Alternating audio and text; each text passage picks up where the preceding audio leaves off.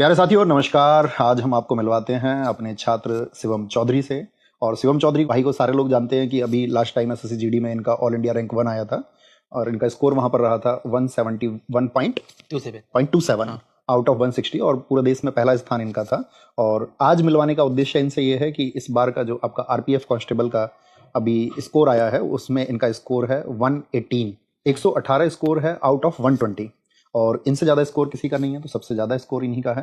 तो इनसे बातें करेंगे और एकदम खुल के बातें करेंगे, कैसे ये पढ़ाई करते हैं, अपनी कौन कौन से ऐसे स्ट्रगल हैं इनकी पढ़ाई के दौरान आते हैं और इतना मतलब लगातार 2 एग्जाम्स में एक इतना बेहतरीन स्कोर ये कैसे उसको अचीव करते हैं, ताकि आप सब लोगों को भी वो राह दिख सके, वो रास्ता आपको भी दिख सके कि आपको भी किस तरह की मेहनत करनी है। तो आप सारे छात्रों के लिए ये हमारा पॉडकास्ट समर्पित रहेगा और साथ में ये समर्पित रहेगा आपका शिवम चौधरी भाई की मेहनत के लिए।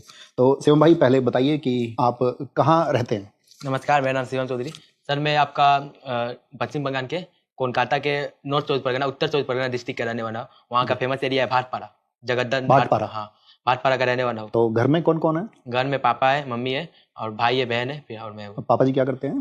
ऑटो ड्राइवर है, जो ऑटो होती है ना वही ड्राइवर। 3 व्हीलर? हाँ 3 व्हीलर। उधर कैसा चलता है? हमारे इधर तो येलो वाला ऑटो चलता नहीं, है। वहाँ पे 2 ऑटो चलता है, एक आपका गैस से चलता है, सीएनजी गैस। अच्छा। और एक बैटरी से चलता है। तो जो बैटरी वाली होती है वो पापा चलाते हैं। तो अपना बैटरी वाला ई रिक्शा? हाँ, ई रिक्शा। ई रिक्शा चलाते हैं वो तो दिन में वहीं आसपास ही चलाते हैं, नियर बाई? आसपास। तो शाम को घर आ जाते होंगे। और मदर? मम्मी घर पे रहती है। मम्मी गृहिणी है। तो फिर तो हम ये कह सकते हैं भी चैलेंजेस हैं इसमें। हम्म। तो मैं ये चाहूँगा कि मतलब मैं बहुत ज़्यादा सवाल ना करूँ और आप खुल के बता पाएँ, तो मैं आपको बस बता दूंगा कि हम किन चीज़ों के बारे में बात करना चाहते हैं। तो जैसे कि आरपीएफ कांस्टेबल में आपका स्कोर रहा 118, तो आप कुछ सब्जेक्ट वाइज बताइए कि सब्जेक्ट वाइज मतलब ऐसा होता है 35 और 50। तो इसमें मतलब क्या क्या आपका स्कोर रहा? सर मेरा तो रीजनिंग में पूरे मार्क्स थे 35। ओके। और मैथमेटिक्स में भी 35 थे। ओके। और आपका जो जीएस हुआ उसमें मेरी 43 क्वेश्चन सही हुई थी। ओके। तो हुए थे 113 मार्क्स। ओके। ठीक है, 60 क्वेश्चन गलत थी तो 110 हुए थे और नॉर्मलाइजेशन के बाद 118 हो गए। मतलब 110 आपका रॉ स्कोर था और नॉर्मलाइज्ड स्कोर आपका था 118।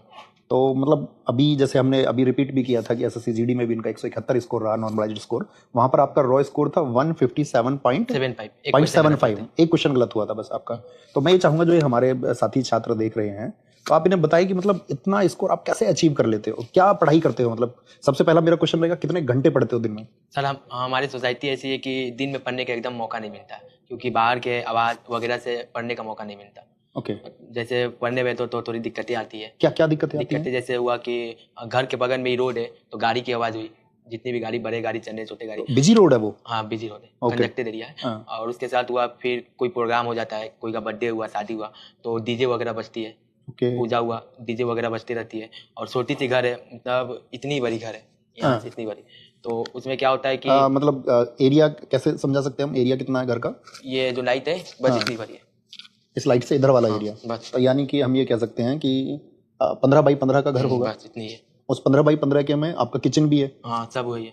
वॉशरूम भी है? रहने का भी उसी में है? ओके। तो होता क्या है कि जैसे भाई है, बहन है, तो बहन तो बड़ी हो रही है तो घर छोड़ के बाहर तो जाएगी नहीं, घर ही में उसको रहना होगा। भाई है तो दोपहर में, दिन में पढ़ाई नहीं हो पाता है। तो दिन में क्या करते हो फिर तुम? दिन में जैसे जो काम हुआ, जो घर का काम हुआ या कुछ भी जो पर्सनल काम हुई, जैसे बताओ ना, मतलब क्या क्या काम? जैसे सुबह मैं रात को जैसे पढ़ाई करता हूँ, मैं रात से बता रहा हूँ, 10 बजे से पढ़ने बैठता हूँ तो 6 बजे तक पढ़ाई करता हूँ। रात को 10 बजे से सुबह 6 बजे तक? 8 घंटे। ओके। कभी कभी ये ज़्यादा अगर प्रेशर रहता है तो वो 6 से 8 भी हो जाता है, मतलब 10 से 10 घंटे भी हो जाते हैं। फिर उसके बाद 6 बजे से मैं मुँह हाथ धोकर, अगर ऐसा होता है कि भाई ग्राउंड जाता है तो अगर फोन कर दिया हमको तो उसके साथ मैं ग्राउंड चल जाऊंगा। ठीक है, अगर फोन नहीं आता, ग्राउंड पे क्या करते हैं हम? ग्राउंड जाते हैं तो ये लोग, इन्होंने एक एकेडमी ओपन किया, बेरोजगार फाइटर एकेडमी। ओके। ठीक है, तो ये बच्चों को ट्रेनिंग करते हैं। फिर से बताइए एक बार, क्या नाम है? बेरोजगार फाइटर एकेडमी। बेरोजगार फाइटर एकेडमी। Okay okay. तो इसमें बच्चों को ट्रेन करते हैं, एकदम बिल्कुल फ्री ट्रेन करते हैं। तो मैं जाता हूँ तो वहाँ पे जो बच्चे जो शिक्षा की ओर बढ़ना चाहते हैं तो मुझसे पूछते हैं कि भैया कैसे कोई एग्जाम निकालने, क्या करना होगा, तो थोड़ा उन लोगों को गाइडलाइन कर देता हूँ। फिर हमारे वहाँ पे आर्मी बीएसएफ में बहुत से लड़के हैं, दोस्त बहुत है, तो वे लोग आते हैं तो उन लोगों के साथ थोड़ा वॉकिंग वगैरह हो जाता है। फिर उसके बाद घर आता हूँ, तो घर आकर जो नाश्ता होता है करके सो जाता हूँ। 8 बजे से 8 या 8:30 बजे से 4 घंटा 12-1 बजे तक सो जाता हूँ। फिर 1 बजे उठूँगा, खाना वाना खाऊंगा, नहाऊंगा 2, 2:30, 3 बजे की। ठीक है, उसके बाद फुटबॉल खेलने की थोड़ी शौक है। ओके। फुटबॉल खेलने थोड़ी जाते हो। उधर वेस्ट बंगाल में फुटबॉल का क्रेज भी है बहुत। हाँ क्रेज भी है। तो 5-6 बजे तक वहीं पे खेल हो जाता है। फिर घर आऊँगा, घर की अगर कुछ काम होती है घर की काम, प्रेस वगैरह होकर दोस्तों के साथ थोड़ी बातें, मतलब जो मेरी पर्सनल है, जैसे इंजॉयबल जो होता है। अच्छा, दोस्तों में मतलब सिर्फ दोस्तों से बात या सहेली से भी बात नहीं होती नहीं, है? सिर्फ दोस्त, यही सहेली नहीं है कोई? यही नो के साथ ही मैं दिन भर ओके रहता हूँ। ओके, सही बोल रहे हैं हाँ ये कैमरे के पीछे इनके दोस्त बैठे हुए हैं तो हम उनसे वेरीफाई भी कर रहे हैं। हाँ, विशाल यादव। दोस्ती की कसम खाओ, ऐसा ही है, चलो ठीक है। तो इन लोग के साथ ही मैं ज़्यादा टाइम हाँ। वेस्ट मतलब स्पेंड करता हूँ। फिर अगर वहाँ पे 9 बजेंगे तो पापा खाना खा कर आया तो पापा आके देखेंगे पहले इनके घर के पास कि शिवम है कि नहीं। अगर वहाँ ओके। पे रहते हैं तो इनको बोलेंगे कि विशाल इसको घर छोड़ देना टाइम से, तो ये मुझे घर ड्रॉप कर देता है, पास ही में घर है। हाँ, थोड़ा अंधेरा रहता है ना उधर, तो थोड़ा डरावना लगता है। क्यों तो भाई डरावना क्यों, मतलब लाइट्स वगैरह नहीं है? बहुत अंधेरा है। उस रात के समय जिस तरफ मैं मतलब एक दोस्त के घर पे सोने जाता हूँ, क्योंकि अपने घर में होती नहीं है, तो दोस्त के घर पे सोता हूँ, तो वहाँ पे थोड़ी अंधेरा है। नहीं नहीं नहीं, मुझे एक चीज बताइए आप, आपने शेड्यूल बताया अपना, हम्म। और शेड्यूल ये कितने टाइम से आप इसको फॉलो कर रहे हैं शेड्यूल को? मैं 2N क्लास पास किया था तभी से, 2021 से। 2021 से आप इस शेड्यूल को फॉलो करते हैं, रात में पढ़ते हैं और दिन में सोते हैं। अच्छा, तो यहाँ पर एक बात सोचने की है, आप कह रहे हैं कि आप कहीं और सोते हैं, कहीं और सोने जाते हैं, तो अभी सोना भी दोस्त के यहाँ कितने सालों से शुरू किया, किसी और के यहाँ? पहले तो मैं इसी के घर पे सोता था 2021 से। और उससे पहले? उससे पहले अपने ही घर में। उससे पहले तो मैं 2N क्लास में था, तो हाँ। इतनी तैयारी मतलब इस सब पे फोकस ही नहीं थी। अच्छा, 12th में कैसे स्टूडेंट थे आप? 12th में मेरी 10 में मेरी 71% आई थी ओके mark। उसके बाद मैंने प्योर साइंस लिया, ओके। तो इसमें मेरी सही बताऊँ तो कोरोना के वजह से पास हो गया। अच्छा, 75 पढ़ाई नहीं की mark। थी? नहीं, पढ़ाई की थी लेकिन एग्जाम नहीं हुआ हम लोग का। ओके 12th ओके, की हाँ एग्जाम हाँ नहीं हाँ, हुआ। 12th का एग्जाम नहीं हुआ कोरोना था से वो पास हो गया। पैंडेमिक के टाइम पे। फिर उसके बाद मैंने आपके 2N के बाद मैंने कॉमर्स लिया, साइंस छोड़ के कॉमर्स लिया, क्योंकि साइंस लेकर फिर कम्पिटिटिव एग्जाम में इतना अच्छा इसको ओके, ओके। थोड़ा ज़्यादा प्रेशर पड़ा था। और कॉमर्स इसलिए लिया कि कॉमर्स का अटैच थोड़ा मैथमेटिक्स, थोड़ा कैलकुलेशन टाइप का है, तो इससे ये बेनिफिट होता था कि एग्जाम के 1 महीना पहले भी मैं थोड़ा पढ़ता था, क्योंकि वहाँ पे मुझे परसेंटेज लाने की जरूरत नहीं थी, फर्स्ट नहीं ओके। मुझे सिर्फ पासिंग होना था, डिग्री चाहिए था कि मैं एग्जाम के लिए बैठ पाऊँ, यूपीएससी देने के लिए मैं बैठ पाऊँ। तो उसमें मैं वैसे ही पास हो गया। तो हम ये कह सकते हैं कि आपका ड्रीम यूपीएससी है, और जैसे कि इतनी जटिलताएं हैं, आप बताते हो कि भाई रस एरिया है, आप रात को पढ़ते हैं, तो मतलब घर में ऐसा नहीं होता कि कोई ये बोलता होगा कि उल्टा उल्टा काम क्यों कर रहे हो? नहीं नहीं, रात सोने के लिए रात में क्यों पढ़ाई कर रहे हो, तो वो सपोर्ट मिलता है? अब मम्मी बोलती है कि ध्यान रखना खुद पे भी, पर मम्मी को भी तो पता है कि अभी सिचुएशन कैसा है, वो भी तो देखती है कि इतना जगह में हो नहीं रहा है। तो 10 बजे तक सब सो जाते होंगे? हाँ, 10 बजे तक तो उस टाइम पे तुम्हारी पढ़ाई शुरू होती है, तो लाइट वगैरह ऑन करते होगे? हाँ, लाइट उसमें तो बाकी सबको सोने में दिक्कत नहीं होती? वो तो मैं दोस्त के घर पे रहता हूँ, क्योंकि अपनी फैमिली सो जाती है, तो दोस्त के घर पे आप रात को, हाँ आपने बताया आप दोस्त के घर जाते वहीं पे हो, पढ़ता हूँ। तो उनकी तो क्या है दोस्त कि कौन है दोस्त जिनके घर आप जाते हैं, उनका नाम लीजिए। प्रेम महतो, कमलेश महतो। प्रेम महतो और कमलेश महतो, दोनों भाई हैं क्या? हाँ, दोनों भाई है। अच्छा, उनकी फैमिली उनकी सपोर्ट करती फैमिली है? गाँव पे रहती है। ओके। और वो लोग के 4 कमरे हैं, तो एक छोटी सी बहन रहती है, तो वो एक कमरे में छोटी सी बहन है भाई, और एक कमरे छोटी सी में बहन मतलब? उनकी बहन है। अच्छा अच्छा, जैसे कितनी एज होगी उनकी? 15 होगी। हाँ, मतलब वो भी वहीं पर पढ़ाई करती है? पढ़ाई भी करती है, थोड़ी बहुत काम वगैरह भी कर देती है। तो वो 15 साल की है, तो वो वहीं पे पढ़ती है और वहीं पे सो जाती है। तो महतो जी आपके साथ स्कूल में पढ़ते थे? कौन? महतो जी जिनके घर आप जाते हैं? जो प्रेम महतो है वो हमसे बहुत सीनियर है, और जो कमलेश महतो है वो हमसे 3 इयर्स जूनियर है, मतलब एक घर के पास रहता है, एक दोस्ती टाइप का हो जाता है। फिर उन लोग की जीडी की एग्जाम थी, तो मैंने बहुत हेल्प की। ओके। पहले मैं भाई के पास सोता था उनके घर, पर उनका घर क्या था कि ठंड के टाइम में ठीक था, आदमी सो जाता था, गर्मी के टाइम में थोड़ी दिक्कतें आ जाती है, तो फिर मैं बोला कि नहीं, हाँ मेरे वजह से आप लोग को भी दिक्कत होगा तो सही नहीं है, तो मैं चेंज कर लिया। ओके, तो वो लोग मतलब बहुत सपोर्टिव हैं। तो ये तो बहुत कमाल बात है कि हमारे हिस्से में बहुत कम लोग आते हैं जो मतलब घर से कई बार सपोर्ट मिलता है, लेकिन एक आउटर सपोर्ट मिलना ये बहुत बड़ी बात होती है कि वो भी आपके ड्रीम को अपना ड्रीम समझते हैं। ऐसे लोग वो ये समझते हैं कि यार ये बंदा कामयाब होगा तो हमको खुशी होगी, और हम भी उसमें मतलब अपनी कामयाबी ढूंढते हैं और खुद को कामयाब हम मानते हैं। तो बहुत हम भी थैंकफुल हैं ऐसे लोगों के लिए। हम हमेशा कहते हैं कि आप सपोर्टिव रहिए, कि आपके परिवेश में, आपके आसपास नज़दीक में ऐसा कोई व्यक्ति जिसको आप सपोर्ट करके आगे बढ़ा सकते हैं। तो बहुत सारे लोगों के सपने होते हैं, बहुत सारा संघर्ष होता है जिसके चलते वो अचीव नहीं कर पाते हैं बहुत सारी चीज़ों को, तो आप हमेशा सपोर्टिव बनिए। अच्छा, अभी एक बात बताइए कि मतलब आप 3 भाई बहन हैं, जो आपके भाई हैं वो छोटे हैं, आपसे छोटे हैं, वो कौन सी क्लास में पढ़ते हैं? अभी 10 के एग्जाम देंगे। 10th के एग्जाम देंगे। और जो बहन है? बहन आपकी 6 में है। 6th क्लास में। तो वो दोनों की स्कूलिंग चल रही होगी? कितनी कितनी फीस जाती है उनकी दोनों की? गवर्नमेंट स्कूल है तो स्कूल की फीस नहीं जाती है। ओके। ईयरली आपको 500 या 1000 रुपया पे करनी पड़ती है 1 ईयर की। ओके। और जो ट्यूशन होती है, तो भाई की 2 ट्यूशन है, तो भाई की 1000 रुपये एक ट्यूशन का? नहीं, दोनों का मिला के 500 1000 रुपये। हाँ, और बहन की एक ट्यूशन है तो उसकी 500, और बहन वो डांस ड्राइंग की शौक है थोड़ी, तो वो क्लास डांस करती है, जो बच्चों के डांस। अच्छा, डांस क्लास है। और ड्राइंग बनाना उसको थोड़ी पसंद है। और ये बताइए पापा जी की जो इनकम है वो मतलब अप्रोक्स, जैसे हमें एक आइडिया होता है, मतलब हाँ। हमारे घर में कोई इनकम आ रहा है तो हमको एक आइडिया होता है कि यार 10,000 एक एवरेज है, तो जो पिताजी हैं उनकी इनकम कितनी हो जाती है ई रिक्शा से देखिए, एक तो इनकम एवरेज के हिसाब से देखिएगा तो 11 से 12 हज़ार महीने की है। एवरेज? वो भी आपके ऊपर डिपेंड करता है। जैसे वहाँ पे है कि जैसे जो लोग को जो पढ़ाई करते हैं उनको जॉब नहीं मिल रहा है, तो वहाँ पे है कि 200 रुपये में आपको 12 घंटे ई रिक्शे भाड़ा पे दिए जाते हैं। 200 रुपये आप ओके उसे पे करोगे तो आपको ई रिक्शे 12 घंटा आपको भाड़ा पे देंगे। ओके तो ऐसे करके वहाँ पे ई रिक्शा की संख्या बहुत बढ़ गई है। तो ओके। वो तो अपना जो ई रिक्शा है, अपना ई रिक्शा हाँ, या भाड़े अपना वाला अपना है? है। अपना है। तो वहाँ पे ई रिक्शा की कंपटीशन ज़्यादा हो जाती है। तो कभी कभी होता है कि वन डे की इनकम 1,000 रुपये तक भी चल जाती है, ओके। और कभी कभी 250-300 भी हो जाती है। वो डिपेंड करता है, मतलब हाँ ऑन एंड एवरेज हम कह सकते हाँ। हैं 10 to 15,000। हम्म, तो ये तो सारे पैसे खर्च हो जाते होंगे जी फिर। सर। और जैसे कोई कभी बीमार हो गया तो उसी में सर सेविंग करके चलानी पड़ती है। बाकी रिलेटिव्स हैं जो हेल्प करते हैं? मासी थोड़ी सी हेल्प करती है ओके। और बताओ। मौसी पास में ही रहती हैं? तो मतलब ये बताइए मुझे कि आप कह रहे थे कि भाई कोरोना टाइम पे, मतलब 10th में भी हमने देखा, जैसे तो हम ये कह सकते हैं 10th में आपका जो सीजीपीए है वो एवरेज सीजीपीए है। 12th में आप पेंडेमिक के भरोसे एग्जाम ही नहीं दिया, नहीं। तो वहाँ पे आपको भी नहीं पता कि भाई आपकी परफॉर्मेंस क्या आती है क्या नहीं आती।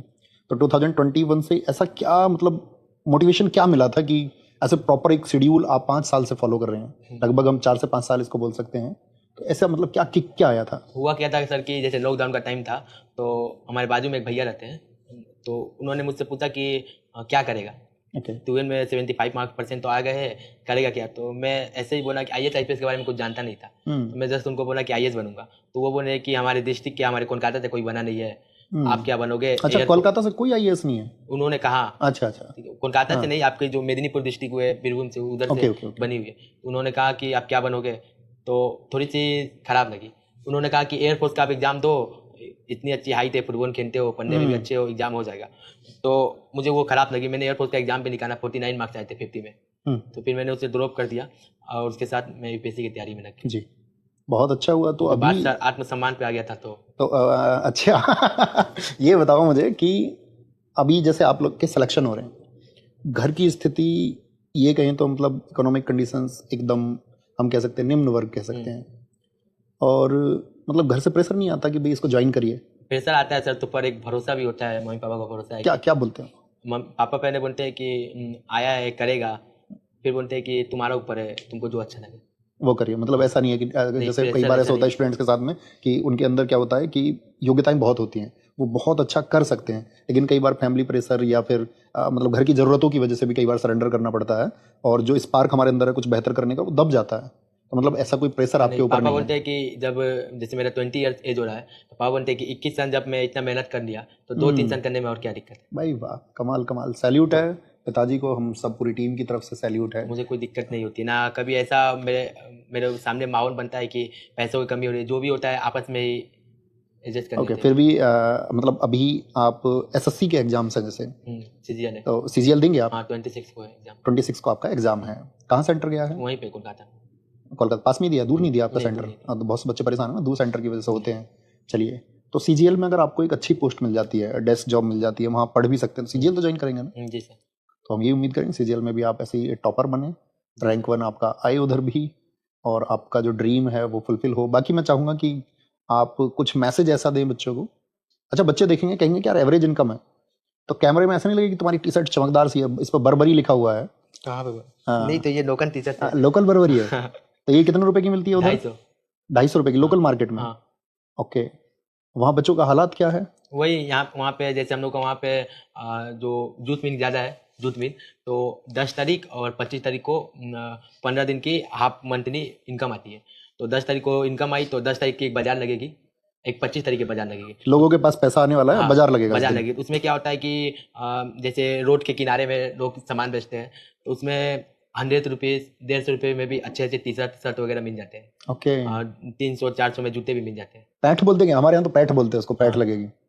हाँ, या वही दिन वही के नाम से बाजार भी बोलते हैं, जैसे बुध को लगता है तो बुधवार बाजार। हाँ, वैसे ही हाँ, ऐसा लगता है कुछ तो है? उसे जैसे हम लोग के बिहारी में उसको जैसे इनकम होता है तो हफ्ता बोला जाता है, ओके, तो उसको बोलता है हफ्ता आएगा, हाँ, तो हफ्ता बाजार बोला जाता है। हफ्ता बाजार है। हाँ। तो क्या मतलब ऐसे नहीं लगता है कि यार मतलब एक दिन अपना दिन भी आएगा, हाँ, और ये एक दिन हम पहनेंगे बहुत अच्छा, या एक ये होता है कि नहीं हमें ये नहीं करना है कि बहुत अच्छे कपड़े पहनने हैं, हमारा कुछ और मिशन है? तो क्या सोचते हो इस सब के बारे में? मैं तो चाहता हूँ कि मान लीजिए मैं अगर पहन के चलता हूँ तो अगर मेरे दोस्त के पास अच्छे कपड़े नहीं है, उनके सामने अगर मैं अच्छे कपड़े पहन के चल रहा हूँ तो उनको भी एक खराब सा लगेगा।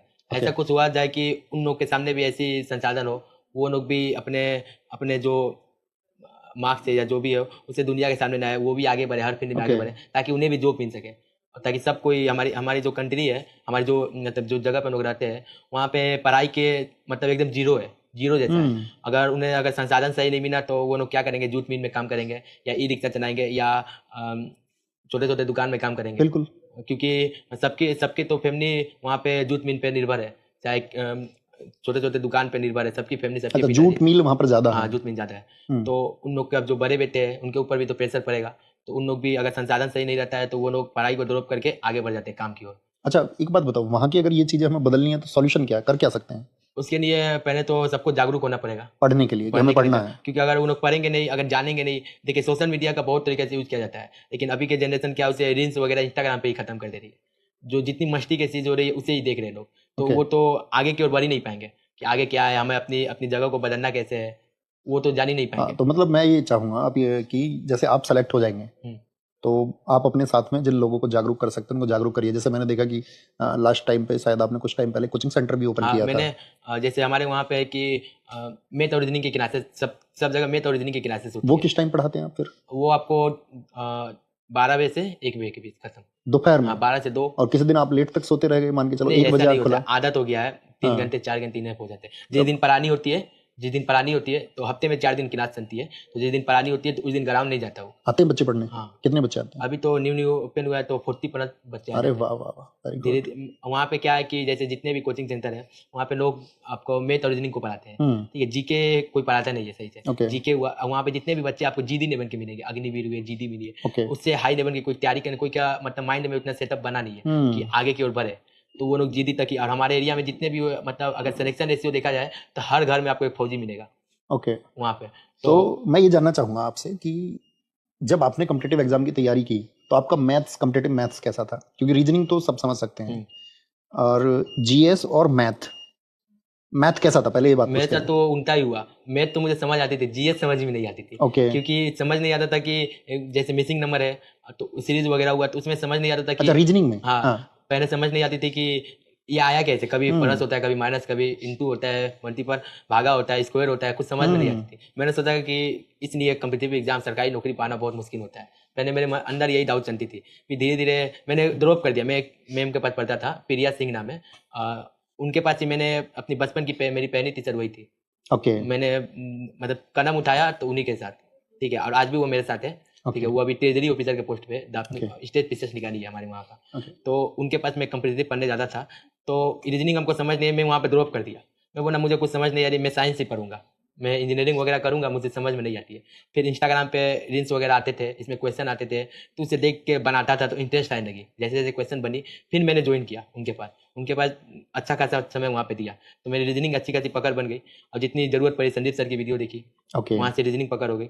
फिर मैथमेटिक्स भी, मेरा साइंस था तो मैथमेटिक्स में भी पकड़ बनी थी। कितनी एज होगी पिताजी की अभी?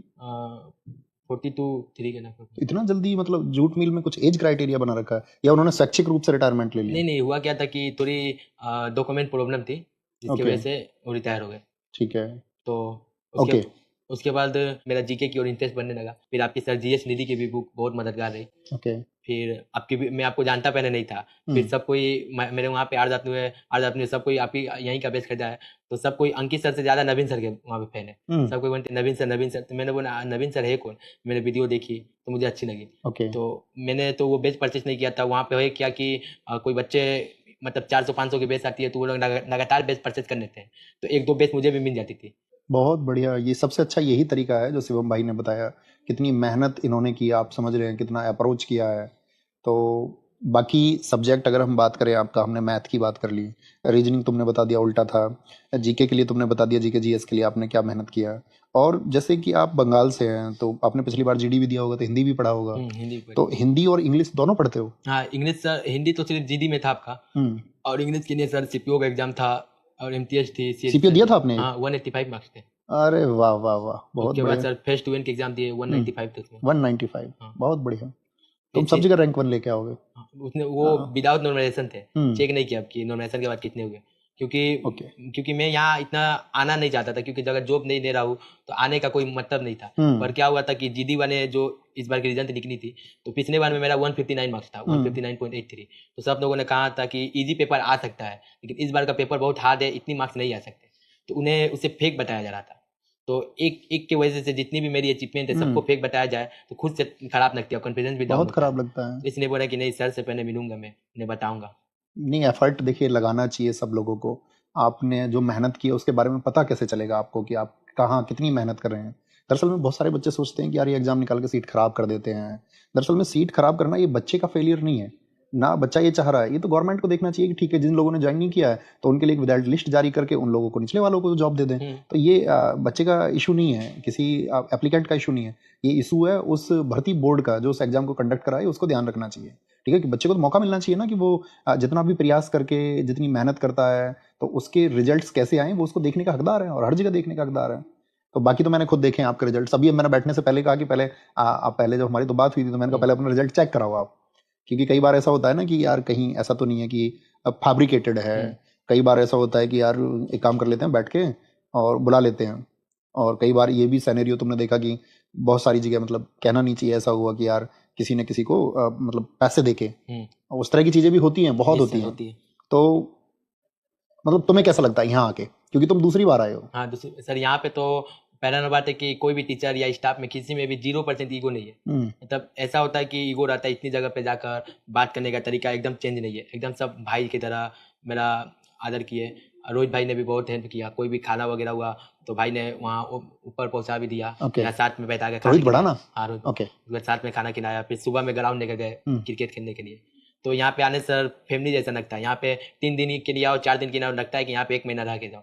सही, तो रह के जाओगे 1 महीना? एग्जाम है 26 को। अच्छा ठीक है, एग्जाम दे के आ जाओ। हाँ। रह के जाओ आराम से, बढ़िया, आपकी अपनी जगह है।